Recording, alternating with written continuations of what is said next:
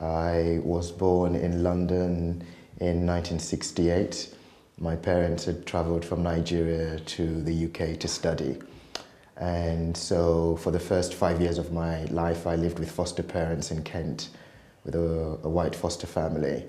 And when I was 6, I went back to Nigeria with my parents and then came back to the UK when I was 19.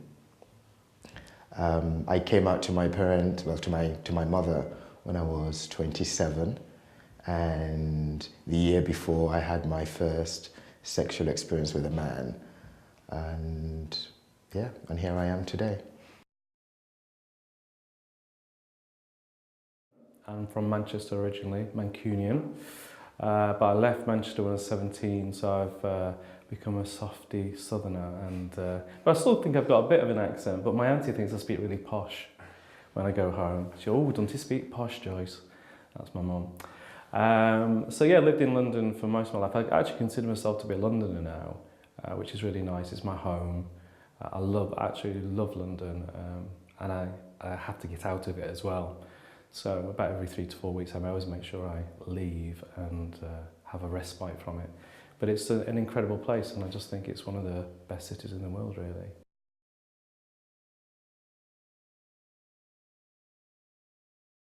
Ade and I were already great friends, and we were both coaches.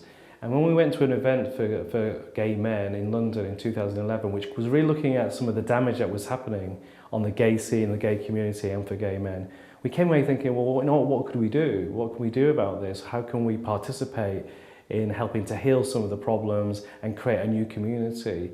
So as coaches, we put our heads together and thought we could actually create something quite unique here, an experience where people come together, we can take them through some coaching exercises and then really investigate.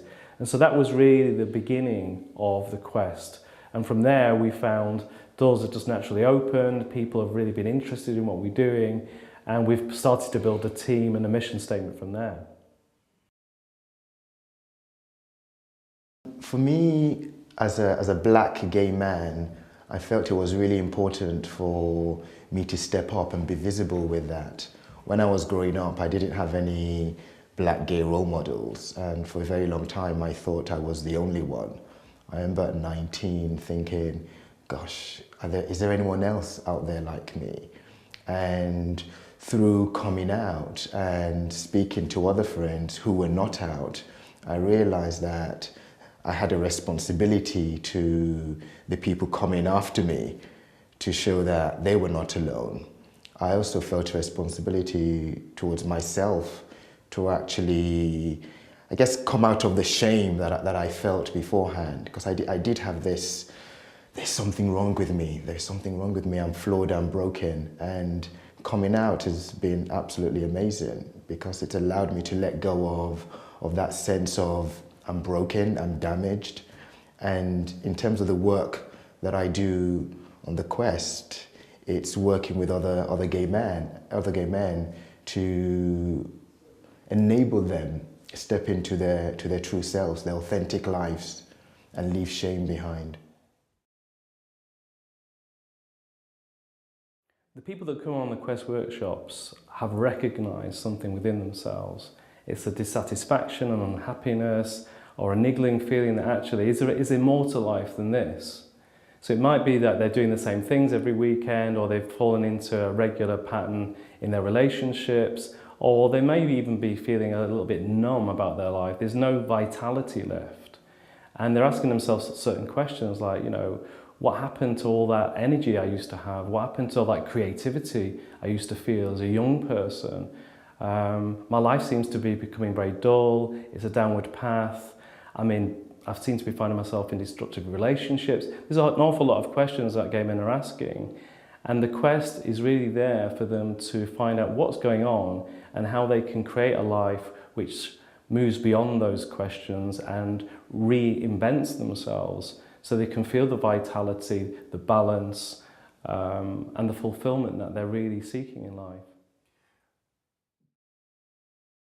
If someone had said to me 5 years ago that I would be involved in the quest, I would have laughed and said, why do I need to go on such a workshop? Why is that for me?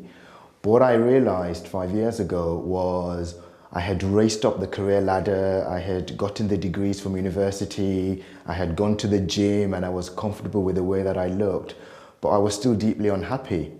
I realized that for a very long time I was compensating. I was compensating for this shame that I was carrying. I felt less than, I felt broken, I felt damaged.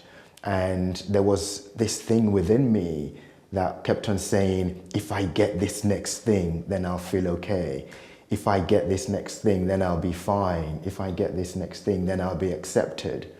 And so the quest is for gay men who are tired. They've done that chasing and they've now gotten to this stage where they're going, gosh, I thought I'd be happy. I thought I'd be happy with the 3 houses, the fountain, the yard, the dogs, the kids. And I'm still not, because I'm carrying these scars from childhood. So there'll be some gay men out there who say the quest is not for me because I'm happy. But there'll be a high number of gay men who are saying the scene is not giving me what I was hoping for. The relationship I'm in or long to be in is not giving me what I hoped for. The family that I hoped to get, I don't have it, and what does that mean?